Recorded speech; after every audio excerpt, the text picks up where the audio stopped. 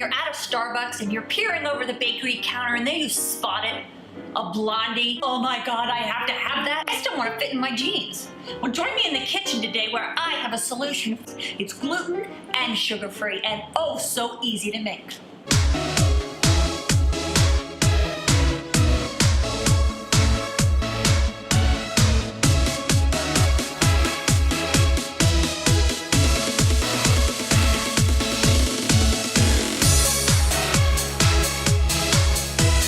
Hi, it's Kim Castle and you're watching kimTV, the place to be to get more tingle out of life. Thank you so much for your continued support.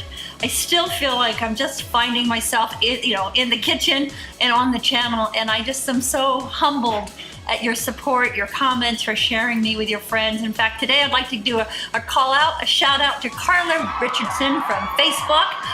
Wow. Thank you. I feel like I belong someplace. So from one foodie back to another, thank you. After years of thinking that I could get by on a pill or a bar or a shake, I've accepted food into my life. And not just any food. I'm a born-again foodie.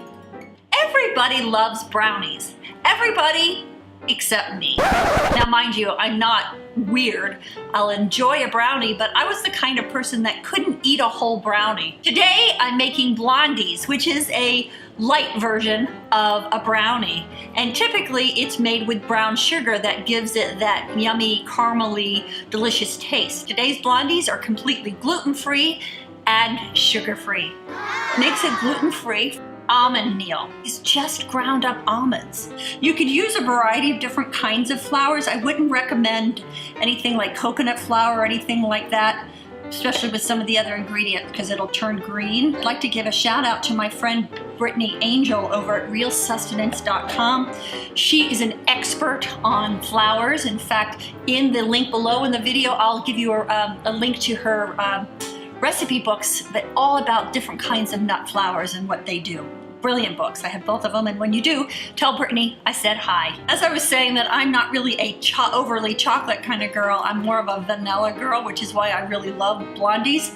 I'm even more a peanut butter girl. In fact, you know that movie City of Angels, when in the beginning Nicolas Cage is standing with the little girl who just died and he says, "What are you gonna miss the most?" And she says, "Footy pajamas."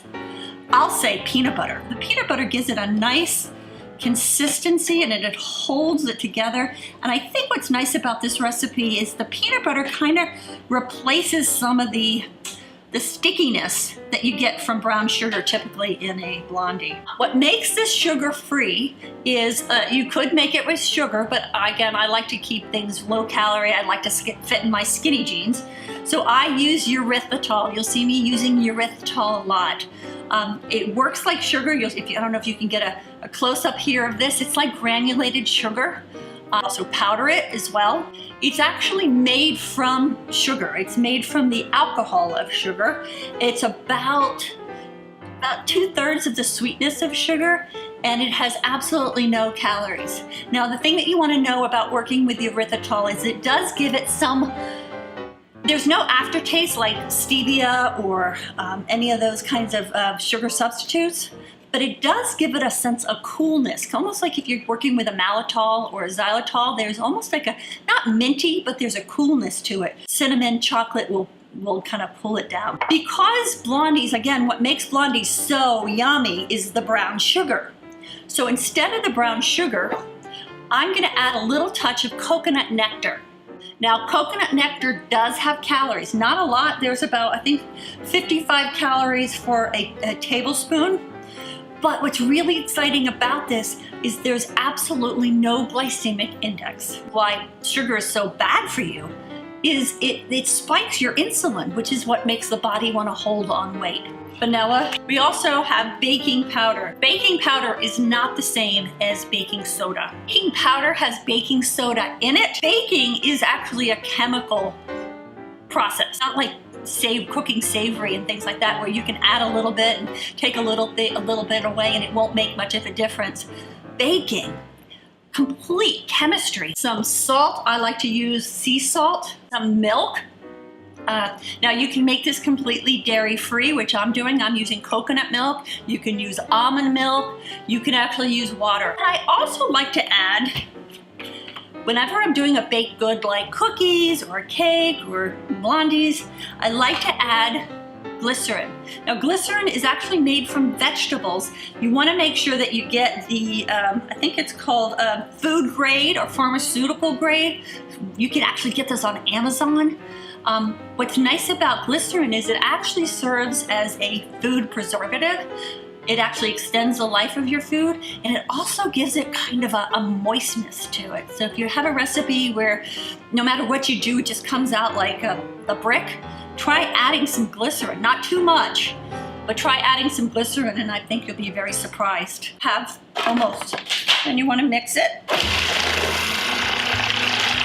And again, you want to use a mixer or a food processor, using a dough blade with the edges. Oh, perfect. Yummy. You want to have, you can use chocolate, broken up chocolate bars, you can use chocolate chunks, you can use chocolate chips. Today I'm using unsweetened carob mixed with cocoa nibs. And cocoa nibs,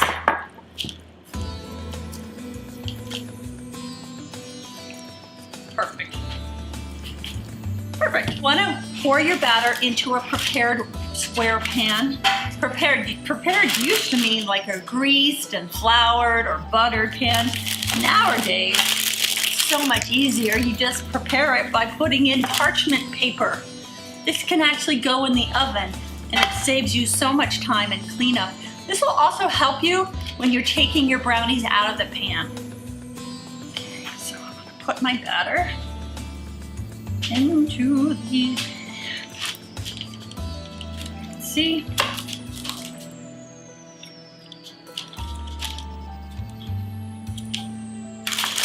Evenly spread it into the pan. You use your fingers, but we both know it's much more fun. So you want to put this in a preheated oven at 350, and it bakes for 30 to 35 minutes, depending on your oven and where you live in terms of altitude. Ready! Look at that. And you want it to get a little crunchy on the side. Some people love that kind of crunchy edge. Or you want to wait until it's cooled.